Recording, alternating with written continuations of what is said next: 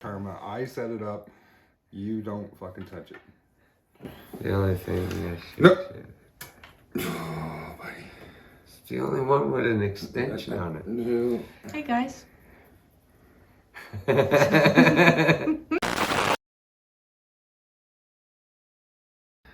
Alright guys, Good morning. Sunday morning. Obviously, these guys aren't dumb enough to believe it was filmed on Sunday, but here we are, come Sunday morning. We're gonna start out doing things like reviews and what our perspectives would be on stuff like upgrades and so on and so forth, depending on what it is. That also depends on who's beside me. He's usually beside me, so we're gonna talk SCX6 reviews. It's supposed to. You're actually supposed to stare just above, right at the camera. I can't help it. I can't help it. Oh. Blinded by the light. Anybody got a shotgun? Anyway, yeah. So the SCX6. Since we've gotten it, we've had it out almost every day. Like 4 days this week. Yeah. Including nights. And in cold weather. In warm weather. Yeah. Mild weather. In cold weather. And I gotta say, I'm actually pretty impressed. The three of us have set up, all three of them different. We'll show pictures here. And it's pretty neat how we've done it. Mine's the full roof off, windows on still, all the way around. And it looks pretty decent. Took off, I think it was 400 grams, 300 grams? A pound. Yeah, close to a pound of weight off of it, which was great when for handling stuff. And then B-Rad went with basically like a gladiator style. I just cut the back window out and then reattached the back window and kind of hit it. Request for something new, anyway. Please. Soon. Please. And then Dave, of course, left his full bore, full interior cage, roof, everything. Just added some paint. Yeah, stickers. And some tinting to it as well. Looks really good. It's really good. But we know he's got 40 series Can I tires add coming something? for that. What's that? Where's Dave? Where's Dave? Where's Dave? It's always where's Dave? Where's Dave? Where's Dave? But yeah, so we know he's got 40 series tires coming that he just needs the adapters for, and he will be all set to go. Speaking of which, I just seen a post on Facebook. A guy's got a silver one. Him and his buddy both have a silver and a green one.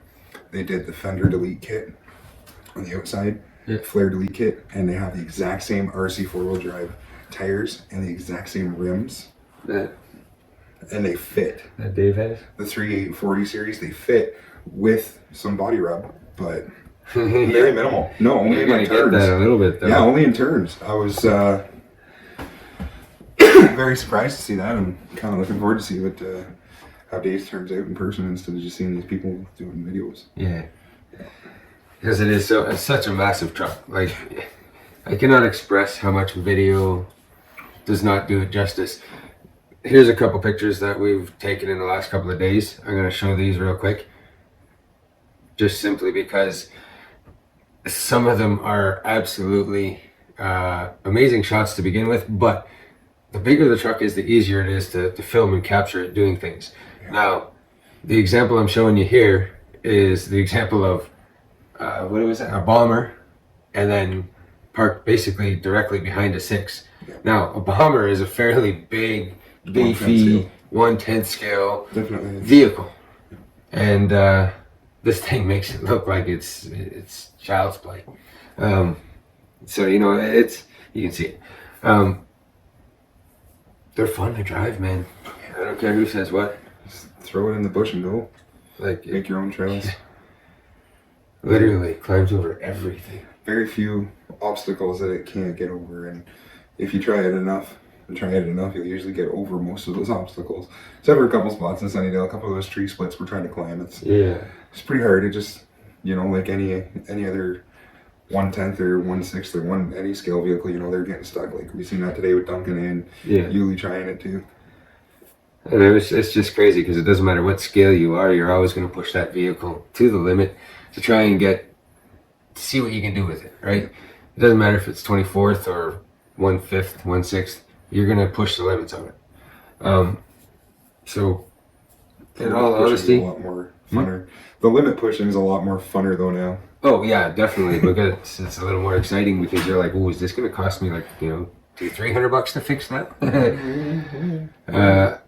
That's part of it. But no, the fun of it does increase. Like it's just insane how realistic it can be. Again, going back to the trucks, we had 3 different styles. We also still have 3 different servos.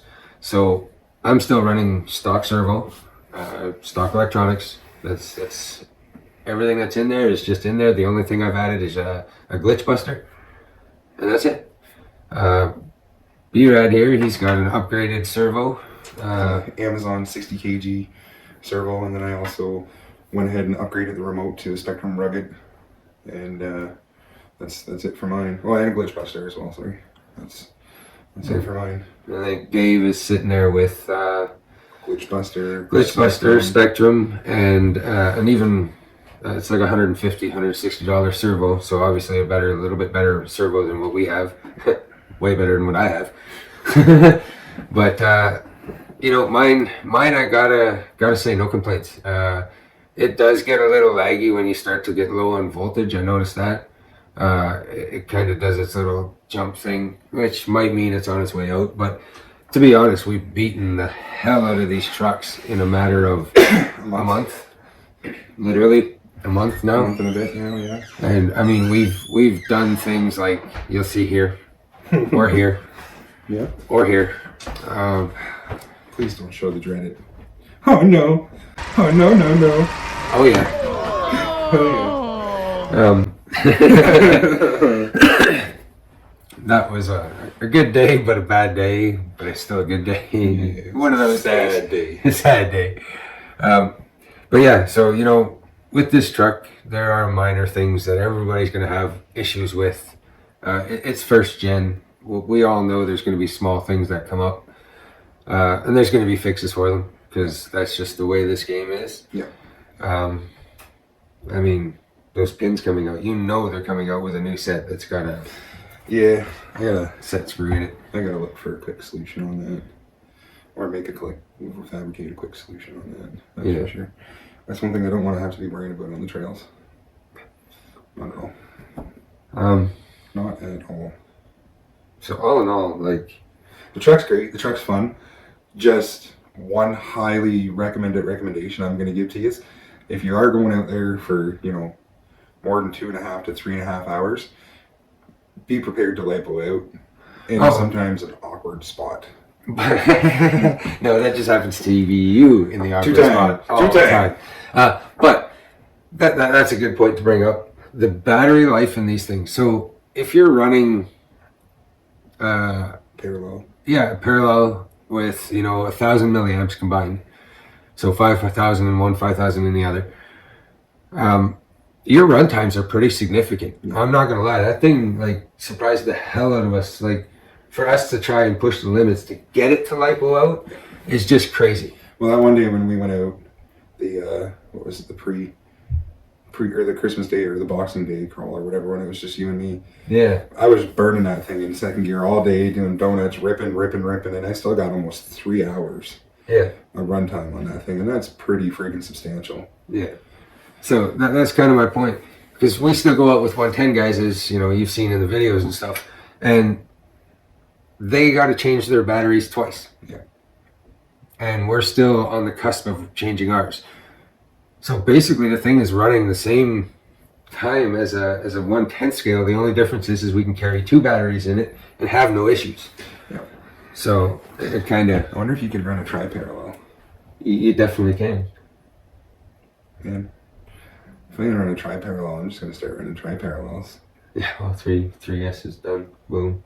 15,000 milliamps one shot. That'll definitely get you through a day. Yeah. I don't think many people would crawl more than that, but yeah, and there's the 3 battery trays in there to be able to do that. Now, I am pretty damn sure you can do that.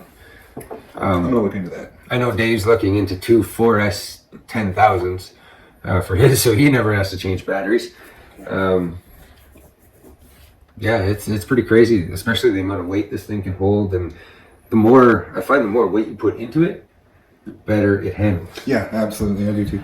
So it'll be interesting with all the upgrades and stuff. Yeah, I'm definitely gonna do some upgrades on it. It's good, you know, it's a good starting base.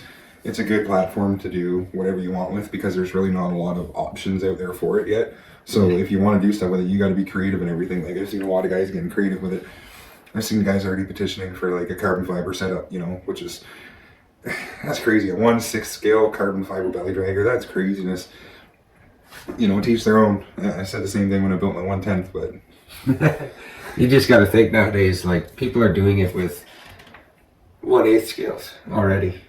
yeah. So for them to have something 1/6, it's even better. Yeah. Oh yeah, absolutely agreed.